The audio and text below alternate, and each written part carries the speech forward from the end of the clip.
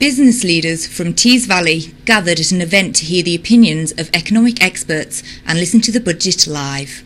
Taking centre stage before the budget was a panel comprising Tees Valley Unlimited's Stephen Catchpole, the CBI North East Sarah Green, the IOD North East's Alistair Thompson and David Smith, the Sunday Times economics editor.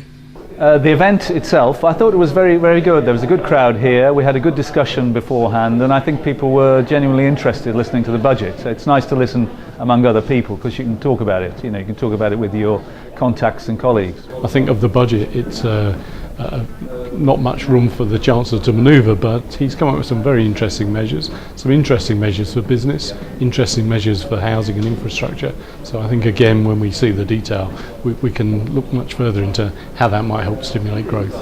I think there are two announcements. One is the cut in corporation tax to 20%. That will be very positive. It makes us very competitive in the world. But I think this new employment allowance, which essentially gives particularly small firms a national insurance holiday, I think that's going to be very good for jobs, and it will encourage firms to take on more people. It's a great boost potentially for the very small firms that don't employ many people. So I think that was a good one as well. Well, we could do with a bit more growth, and the growth forecast compared with just 3 months ago was halved for this year. So instead of 1.2% for this year, which wasn't very good, we're now 0.6%. He tried to press as many buttons as he could. I mean, you saw in the way he announced it, he acknowledged the contributions of a lot of MPs who put pressure on him to do this, that and the other. So I think it was quite a collegiate budget, it was a coming together. It's quite imaginative. As I say, the devil might be in the detail, but I thought given the constraints it was pretty good.